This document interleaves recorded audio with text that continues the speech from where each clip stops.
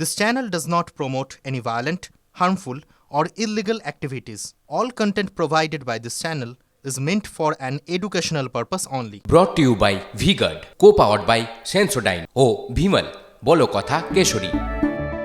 Associate sponsor Ultratech Cement। আর অবশ্যই আজকে সারা দিন ধরে আমাদের নজর থাকবে ভোটের খবরে। 7 দফার মধ্যে আজ চতুর্থ দফার ভোট রয়েছে বাংলায়। 8 কেন্দ্রে বাংলার 4-5 জেলায় রয়েছে ভোট। কোথায় কোথায়?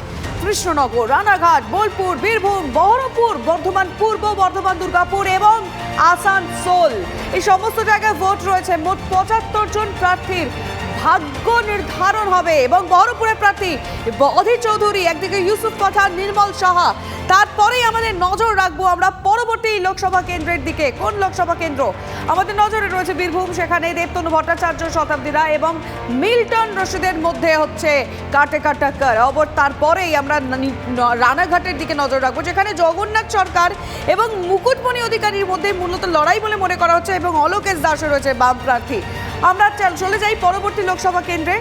আজকে কৃষ্ণনগরের দিকেও আমাদের নজর থাকবে, যেখানে মহুয়া মৈত্র এবং অমৃতা রায় প্রথমবার তিনি রাজনীতিতে নেমেছেন, বিজেপির প্রার্থী। আর অন্যদিকে সিপিএম এর তরফ থেকে রয়েছেন SM সাদিক। কি হয় নির্বাচন সারা দিন ধরে, সেদিকটাও নজর রয়েছে।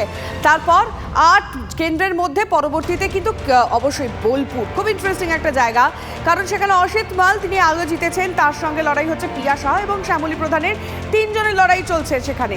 আজকে ভোট শুরু হবে। তার পরবর্তী আমরা লোকসভা কেন্দ্র দেখব আসানসোল, সেখানে ভূমিপুত্রের সঙ্গে লড়াই হচ্ছে এবং শত্রুঘ্ন সিনহা তিনি আগেও জিতেছেন, সুরেন্দ্র সিং আলুওয়ালিয়া, SS আলুওয়ালিয়া, এছাড়া রয়েছেন জাহানারা খান। এখানে একটা ভোট কাটার একটা ব্যাপার রয়ে যাচ্ছে, নজর রয়েছে সেদিকে। এবং তারপরে বর্ধমান দুর্গাপুর, দিলীপ ঘোষ মেদিনীপুর ছেড়ে এবার সেখানে দাঁড়িয়েছেন এবং তার সঙ্গে কীর্তি আজাদ, তিনি ক্রিকেটার এবং তার সঙ্গে একটা টক্কর বলে মনে করা হচ্ছে। তবে হ্যাঁ, সুকৃতি ঘোষাল তিনিও কিন্তু লড়াইয়ের মধ্যে রয়েছেন। চলুন আমরা পরবর্তী লোকসভা কেন্দ্রের নজর রাখি।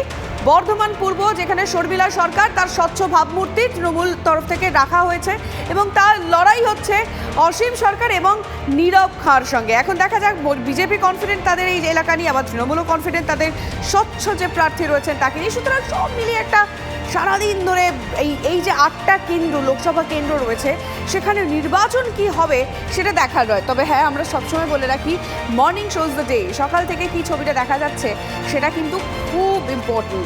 চলুন আমাদের রিপোর্টারদের কাছে চলে যাই, কারণ TV9 বাংলা প্রথম থেকে আপনাদের বলেছিল ভোটের সব খবর সবার আগে আমাদের রিপোর্টাররা আপনাদের কাছে তুলে ধরবে। তাই সকাল থেকেই তারা কিন্তু বিভিন্ন জায়গায় ছড়িয়ে পড়েছে। কারা কারা রয়েছে আসুন আমরা ইন্ট্রোডিউস করি। সকাল থেকেই আমাদের প্রতিনিধিরা আমাদের সঙ্গে রয়েছেন। অরিত্র রয়েছে, প্রদীপ্ত রয়েছে, সায়ন্ত রয়েছে আমাদের সঙ্গে রয়েছেন আমাদের প্রতিনিধি মহাদেব, আমাদের সঙ্গে রয়েছেন কৌশিক, সিজার মণ্ডল আমাদের প্রতিনিধি খুব বড় একটা খবর আমাদেরকে দেবেন। প্রত্যেককে গুড মর্নিং, সুপ্রভাত। সারাদিন ধরে তোমাদের থেকে আপডেট নেব। তবে এই মুহূর্তে একটা বড় খবর, ভোটের আগের রাতেই তৃণমূল কর্মী খুন হয়েছে।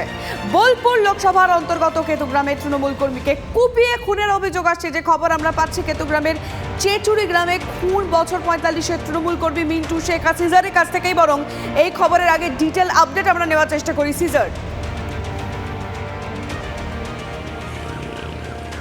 দেখো, কেতুগ্রাম ব্লকের আনখোনা গ্রাম পঞ্চায়েত অঞ্চলে চেচুরি গ্রামে ঘটনাটা ঘটেছে। যখন এই মিন্টু শেখ, তিনি সক্রিয় তৃণমূল কর্মী, তিনি যখন বাড়ি ফিরছিলেন পাশের গ্রামের নির্বাচনী কার্যালয় থেকে, অর্থাৎ নির্বাচনের রাত পোহালেই নির্বাচন এবং তার আগে নির্বাচনের শেষ প্রস্তুতি দেখে যখন তিনি ফিরছিলেন, তখনই অজ্ঞাত পরিচয় দুষ্কৃতীরা রাতের অন্ধকারে তার মোটর বাইক দাঁড় করায়। তার সঙ্গে আরেকজন সঙ্গীও ছিলেন এবং দাঁড় করিয়ে তাকে বোমা মেরে কুপিয়ে, এলোপাথারি কুপিয়ে খুন করেন।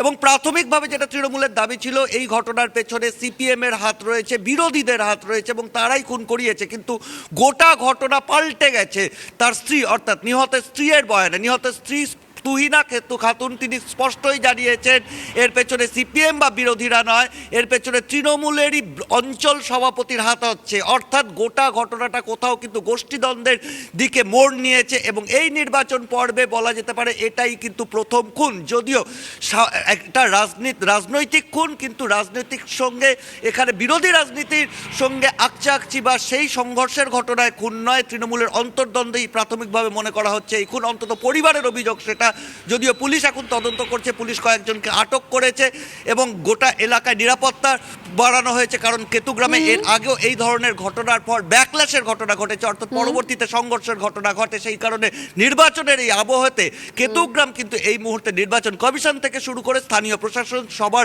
খুব কড়া নজরে রয়েছে। বুঝতে যাতে পেরেছি, কোনোভাবে তুমি সঙ্গে থাকো, আসবো তোমার কাছ থেকে অবশ্যই। তোমার মাধ্যমে আমরা দর্শকদেরকে এই কেতুগ্রামে যে ঘটনা ঘটেছে তার আপডেট দিতে থাকবো। Brought to you by V Guard, co powered by Sensodyne ও ভিমল, বলো কথা কেশরী।